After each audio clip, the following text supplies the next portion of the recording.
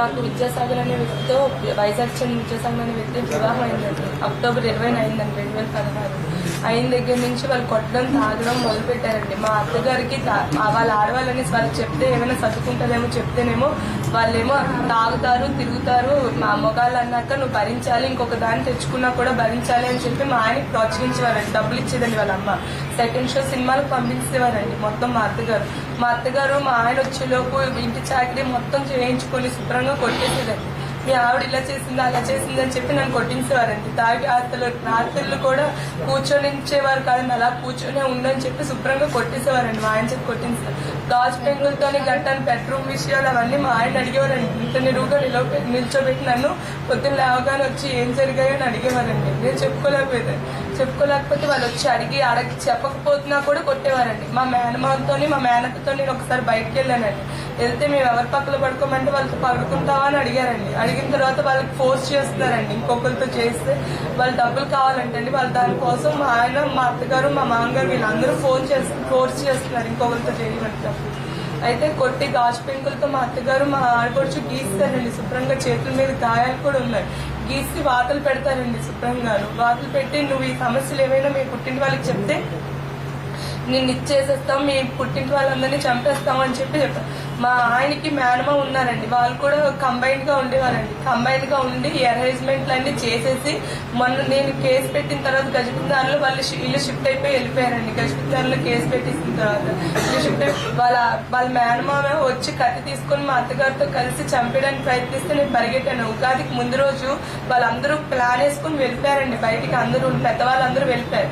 వాళ్ళ బావమరిది మా ఆయన ఇద్దరు వచ్చి తాగేసి శుభ్రంగా ఇంటికి వచ్చి తలుపు కొట్టారండి. తలుపు కొట్టి తీస్తేనేమో వచ్చి మీద పడిపోయి శుభ్రంగా పీక నొక్కేశారండి. శుభ్రంగా పీక నొక్కేసిన తర్వాత వాళ్ళు వచ్చి ఉగాది రోజు మా అత్తగారు వాళ్ళందరూ లేరు అసలు. ఉగాది రోజు ముందు రోజు వాళ్ళందరూ పీక నొక్కేస్తే నేను లారీ డ్రైవర్లు ఉన్నారండి కింద ఇసుక వేస్తున్నారు, గుడి కడుతున్నారు. అక్కడికి పారిపోతే వాళ్ళు కాపాడారండి.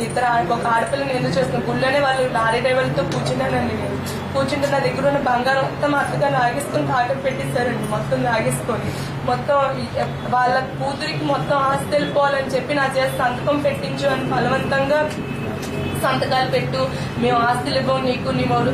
వాళ్ళ అబ్బాయికి క్యాన్సర్ ఉందండి. నాకు ఆ విషయం వాళ్ళిద్దరూ మాట్లాడుకుంటుంటే తెలిసింది. క్యాన్సర్ ఉంది అబ్బాయికి, చచ్చిపోతాడని చెప్పి వాళ్ళ బారసపు కావాలని చెప్పి నన్ను పెళ్లి చేసుకున్నారంటండి మోసం మీద. కట్నం తేలేదు. మా అమ్మ 4,20,000 బంగారం ఇచ్చిందండి. ఇంకా కట్నం కావాలి, మా కొడుకు చచ్చిపోయేలోపు నువ్వు ఎంత తెస్తావుతే అని చెప్పి బలవంతం చేస్తున్నారండి. నన్ను ఇంట్లో నుంచి గెంటేశారండి. గెంటేసిన తర్వాత నేను పోలీస్ స్టేషన్కి వెళ్ళి కంప్లైంట్ ఇస్తాను. పోలీసులు అన్నారు కౌన్సిలింగ్ ఇచ్చారండి. పిలిచి కౌన్సిలింగ్ ఇచ్చిన తర్వాత మళ్ళీ నేను వెళ్ళాను. 21 వచ్చాను. ఆదివారం నేను వాళ్ళ ఇంటికి వెళ్ళాను.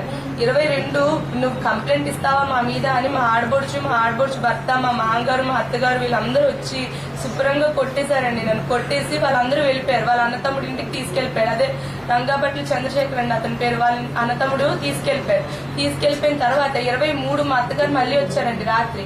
ఆ రోజు శుభ్రంగా భర్త తాగేసి వచ్చి తాగడానికి డబ్బులు శుభ్రంగా తాగేసి రారా అని చెప్పి తాగుల్లో కొడితే సాక్ష్యం ఉండదంటండి పోలీస్ దగ్గర కూడా. అందుకని తాగేసి రారా అని చెప్పి డబ్బులు ఇచ్చి మా అత్తగారు పంపిస్తే తాగేసి వచ్చారండి. శుభ్రంగా 7:30 ప్రాంతంలోని వాళ్ళ ఫ్రెండ్స్ వచ్చారు. మా మామగారు ఫ్రెండ్స్ ముందే శుభ్రంగా కొట్టేశారండి.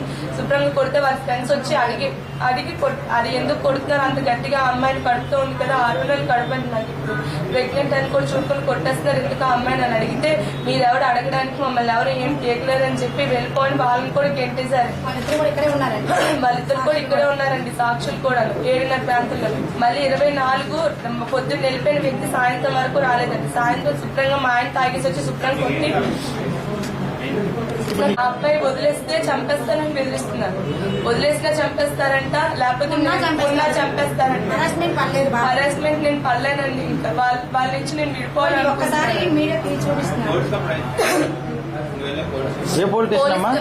పెళ్ళైన 2వ రోజు నుంచి మా అత్తగారు, మా ఆయన, మా ఆడబోడు ఇంకొక అమ్మాయికి ఇచ్చి పెళ్లి చేసేస్తాను నువ్వు కనుక అని చెప్పానండి.